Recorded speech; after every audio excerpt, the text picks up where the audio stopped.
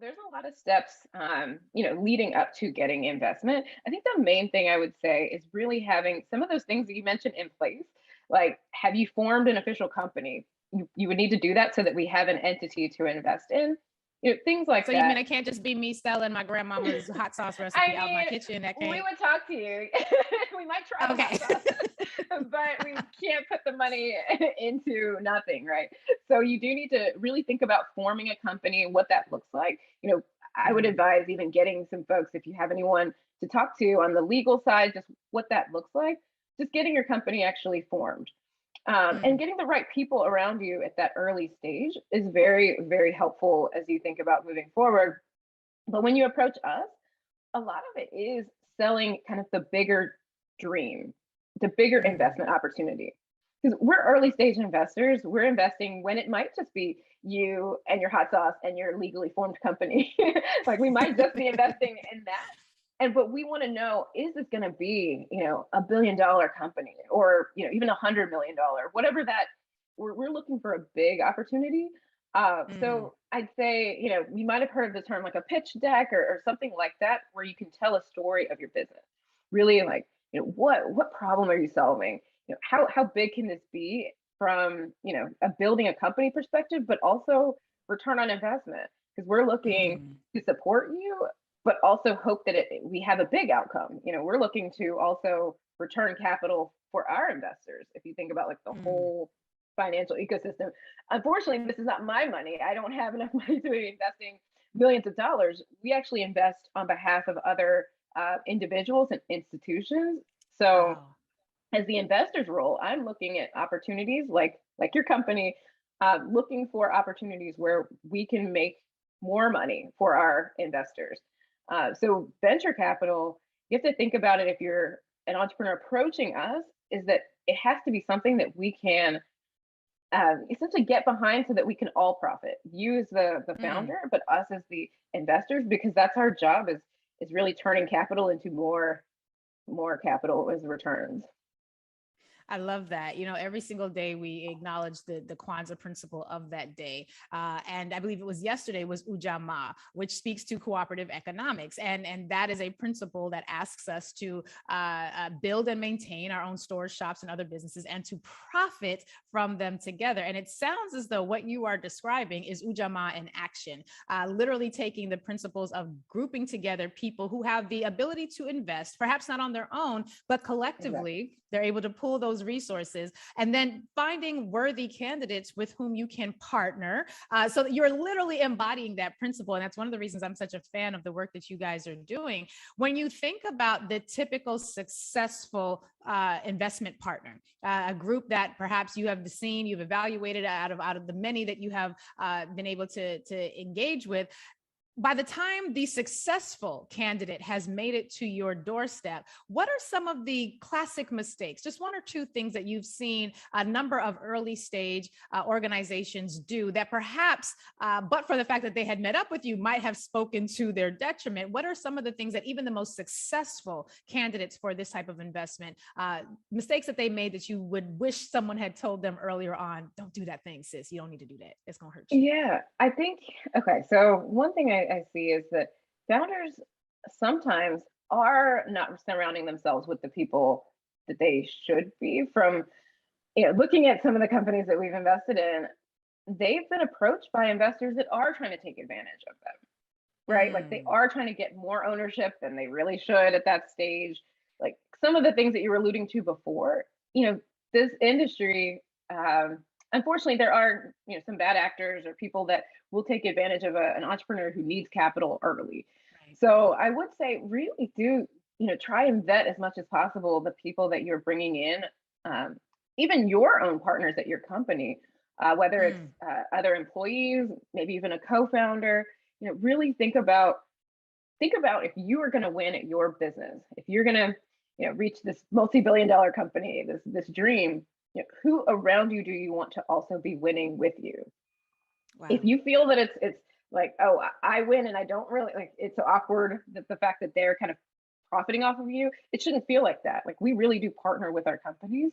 So I would Mm, really advise, I know it can be tough early days, starting a company with zero, capital, but Right. really try and think of who, and be selective. Like, who do I want to be working with me on this, and not just they're kind of there to win, and didn't do any of the Mm. help along the way.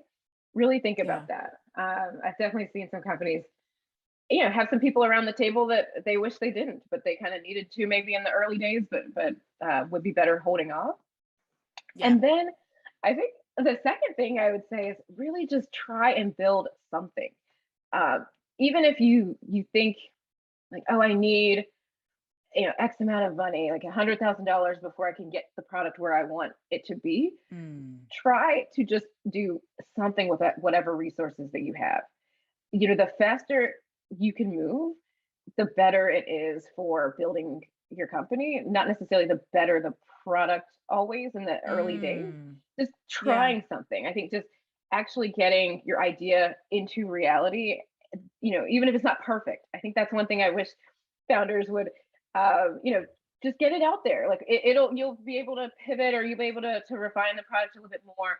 But I think some founders wait and wait, and I would, really encourage you, if you have a passion, if there's something that you want to do, really Yeah. just do it. It's not going to be perfect day one, and we understand that. Even as investors, we're like, we would rather you try and actually have Mm. something than have an idea and we never see it in fruition.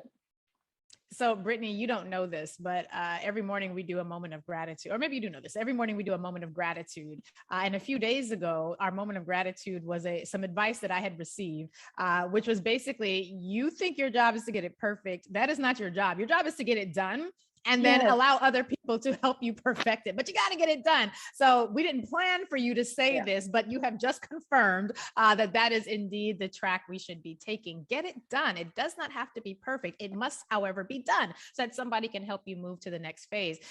As I'm thinking about, the structure of the organization, I'm thinking not this hypothetical one, but yours. I'm thinking about the fact that, I got a lot of sister friends, and we would love to be able to, none of us can necessarily pony up, several grand, maybe. Well, yes, we could. We are limited in our ability to individually invest in the company, but we collectively could do that. And we have a lot of this cooperative economic, sort of DNA built into our community as it is. If I wanted to be a part of the group of investors, again, I don't have a company that I necessarily want to have invested in, but I have some additional resources. I want to be a part of this effort. And you've also just said I would get a return on my investment. So it's not just altruism, it's also good for me. What would I need to do to be a part of the investor side of this relationship, either at Backstage Capital, or if I just wanted to create one of these entities on a smaller scale for me and my sister friends for us to invest in? What would we need to think about? How should we be positioning ourselves to Yeah. show up as investors? Yes. So this is I key. I shouldn't think just say sister friends, my brother friends too. I don't that mean to they, leave the they can they brothers can out. they Y'all, can invest you too. can They can invest too, invest brothers. That's right. But for real, like everyone should be an investor. Like everyone. Mm. I think that's something that I believe in very passionately. I started my career years ago, in finance and investment banking. I worked in a bank for years, and I just saw the people who had the investor mindset as, they're always getting ahead in some way, Mm. personally, but also helping the people that they invest in, whether it's like a smaller company, if they're managing other people's assets, whatever it is. I just think if everyone can adopt a little bit more of that investor mindset in everything you do, think Mm. about what your return on Mm. investment is on your time, your social circle, like everything. Not to be too financy, but I really do try and think of, like, am I getting a return on my investment in so many aspects of life? So Mm. love this question. And with that in mind, if everyone should be investors, how do you start, especially in early stage companies? Uh, Side note is that, investing in early stage companies has built so much generational wealth. Like it hurts me Wow. that it's only been in such a small community. But imagine if you invested early days in Facebook or any of these Mm. companies, huge life-changing money for yourself, generationally.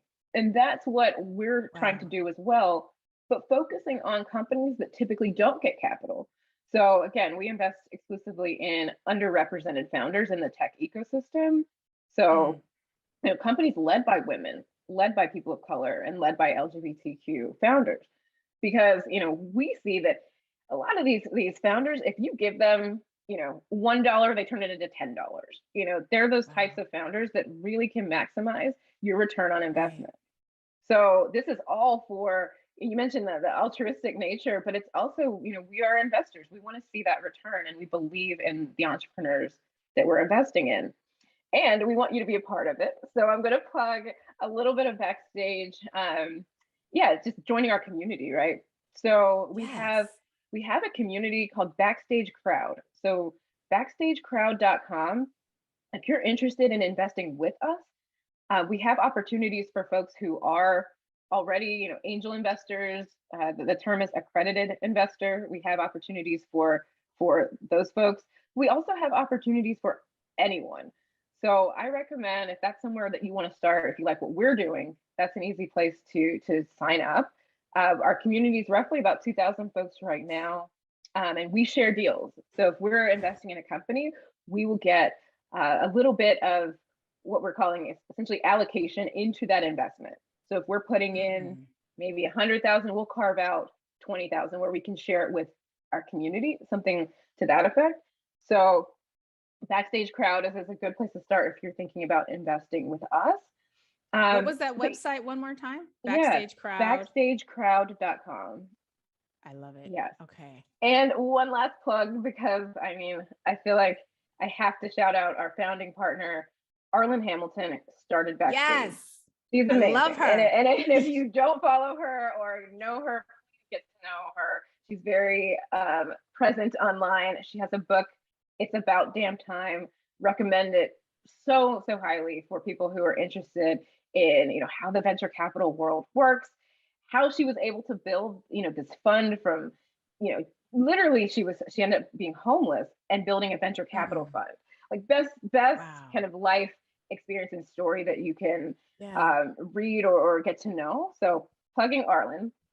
But where we can be helpful here is there's another website if you're interested on either launching a business or the investor side. We're starting to put out content to help people, just get more education in the space.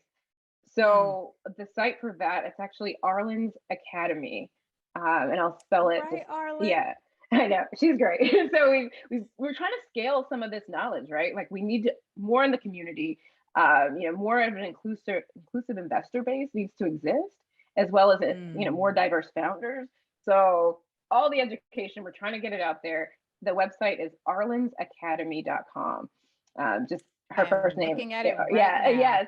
So yes, I definitely want to share this as much as possible because we've now opened it up for free.